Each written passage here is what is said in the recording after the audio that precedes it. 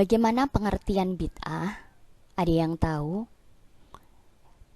Pengertian bid'ah itu juga meliputi dua macam, yaitu pengertian menurut bahasa dan pengertian menurut istilah. Pengertian bid'ah menurut bahasa berasal dari kata ibtida.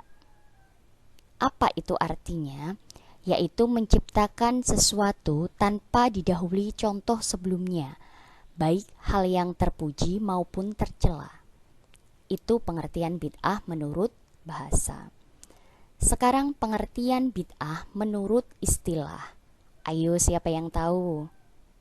Iya, pengertian bid'ah menurut istilah adalah hal baru yang tidak diamalkan oleh sahabat, tabi'in, dan tidak berdasarkan dalil syar'i. Itu pengertian menurut istilah. Dan pengertian bid'ah menurut istilah itu juga sama dengan pengertian dari bid'ah dolalah.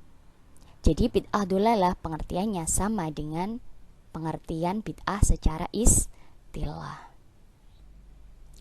Selanjutnya, kita membahas tentang pembagian bid'ah. Bid'ah itu ada bid'ah yang baik dan ada bid'ah yang tercela.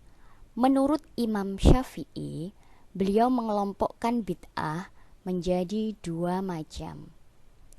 Apa saja? Yang pertama adalah bid'ah dolalah. Yang kedua adalah bid'ah mahmudah. Kalian tahu apa arti dari bid'ah dolalah? Bid'ah dolalah itu adalah bid'ah sesat atau tercela. Sedangkan bid'ah mahmudah adalah bid'ah terpuji atau baik. Kemudian, apa yang dimaksud dengan bid'ah dolalah itu? Baik, bid'ah dolalah adalah setiap hal baru yang bertentangan dengan Al-Quran, sunnah, ijma, dan asar. Jadi, bid'ah dolalah itu tadi, sekali lagi, adalah yang bertentangan dengan Al-Quran, sunnah, ijma, dan asar. Itu pengertian bid'ah dolalah. Kemudian kalau bid'ah mahmudah adalah setiap hal baru yang tidak bertentangan dengan Al-Quran, sunnah, ijma, dan asar. Yang tidak bertentangan. Jadi bid'ah mahmudah itu yang tidak bertentangan dengan Al-Quran, sunnah, ijma, dan asar. Untuk lebih jelasnya coba kita lihat contohnya. Contoh dari bid'ah dolalah: penolakan pendapat Khulafaur Rasyidin, mengkafirkan dan memusyrikan orang-orang muslim tanpa bukti, membuat teror dan kerusakan di mana-mana, melaksanakan sholat maghrib 4 rakaat dengan sengaja. Seperti yang kalian lihat, contoh-contoh tersebut itu adalah bertentangan dengan Al-Quran, sunnah, ijma, dan asar. Makanya contoh itu termasuk dari bid'ah dolalah. Sekarang kita lihat contoh dari bid'ah mahmudah. Contohnya, mengumpulkan orang untuk sholat tarawih di masjid. Ini baik atau tidak? Baik ya. Kemudian membukukan Al-Quran dalam satu mushaf. Contoh ini bisa kita lihat itu tidak bertentangan dengan Al-Quran, sunnah, ijma, dan asar.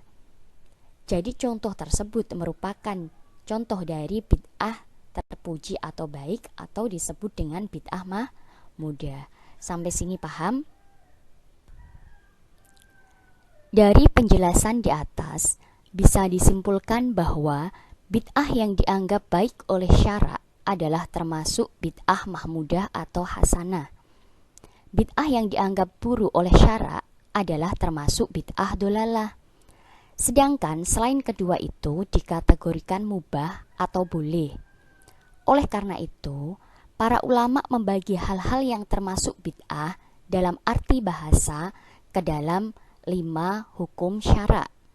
Seperti apa yang dikatakan oleh Imam Nawawi. Imam Nawawi membagi bid'ah menjadi berapa bagian tadi? Menjadi 5. Apa saja pembagian bid'ah itu? Yang pertama adalah bid'ah wajibah. Yang kedua adalah bid'ah mandubah. Yang ketiga, bid'ah mubahah. Yang keempat, bid'ah muharramah. Dan yang terakhir adalah bid'ah makruhah. Ini adalah menurut Imam Nawawi. Jadi dibagi menjadi 5 bid'ah. Dan penjelasan tentang bid'ah kali ini itu akan kita bahas di pertemuan yang akan datang. Jadi pertemuan ini kita hanya membahas tentang pembagian bid'ah menurut Imam Syafi'i. Jadi itu anak-anak tadi penjelasan tentang sunnah bid'ah dan juga pembagian bid'ah. Saya kira untuk pertemuan kali ini meskipun singkat, saya berharap kalian bisa menangkapnya dengan baik. Untuk itu saya akhiri pertemuan kali ini dan tulis mohon maaf apabila dalam penyampaiannya ada yang kurang dan ada kesalahan. Terima kasih, saya cukup sekian. Wallahul muwaffiq ila aqwamit thoriq. Wassalamualaikum warahmatullahi wabarakatuh.